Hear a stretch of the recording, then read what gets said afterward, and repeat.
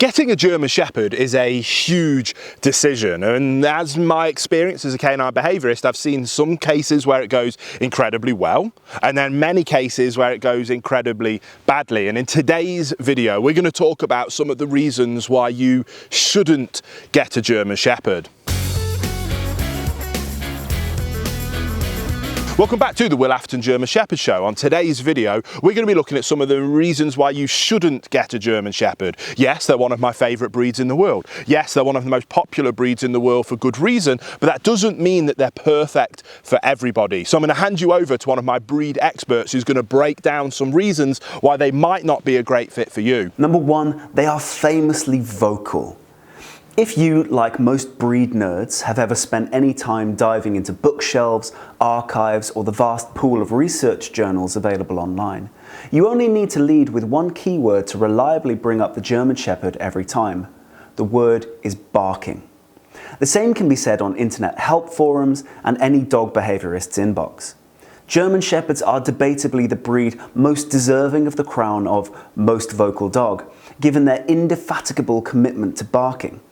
They bark to alert, they bark to scare, they bark with excitement, they bark to greet their loved ones, they bark to communicate with the TV, they probably bark in their sleep whilst dreaming about barking.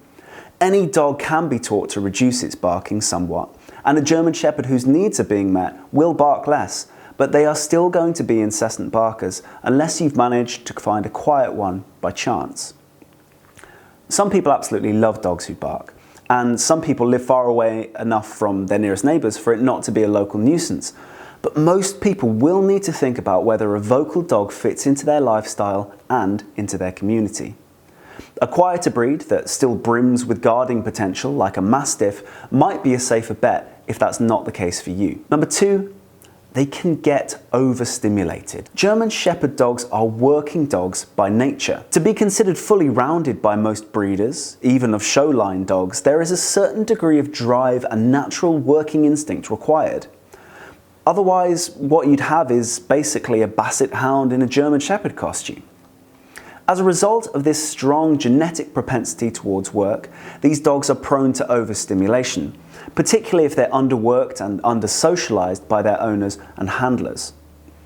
A typical German Shepherd dog, even one not from working pedigrees, demands at least 2 hours of vigorous exercise daily, coupled with some kind of vocation or occupation, whether that be scent work, obedience training, IGP, or an assistance role for a dependent person. Some German Shepherds are naturally more laid back and lazy, but they are the exception and cannot be the expectation. If their working and engagement needs are not met, even more barking can be expected, coupled now with potential redirection of their frustration onto owners and handlers, or, more often, their property. So if you're not in a position to work your German Shepherd hard, then you've got two options.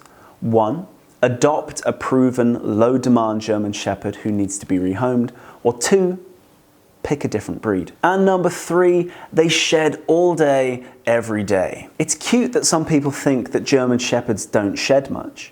Not only do they shed, and heavily, but they also blow their undercoats twice a year, meaning that a gentle stroke of the top line leaves you with literal handfuls of thick, soft undercoat, and it lasts for 2 months at a time, minimum.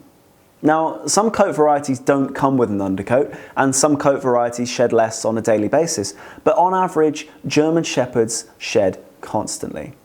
Despite not having much of a reputation for shedding, perhaps because there are so many better things to know about the German Shepherd, they are nevertheless right up there at the top of the list alongside Malamutes and Huskies in terms of shedding. A friend of mine who has owned German Shepherds for most of her life once joked with me that her boy Saxon actually only sheds twice a year, once in January and again in July. The only trouble is that each shedding period lasts for 6 months. At that point in the conversation, and I kid you not, she ran her fingers through her own hair and then showed me a palmful of Saxon's fur that had just collected from her head. So yes, if you're not into a layer of fur on everything from your furniture to your scalp, don't get a German Shepherd. I hope you found that video helpful, guys. If you did, please give it a thumbs up. Subscribe if you're new here. We make videos like this multiple times a week, every week, to help you have the dream German Shepherd that you've always wanted. And we can't wait to see you here on the next episode.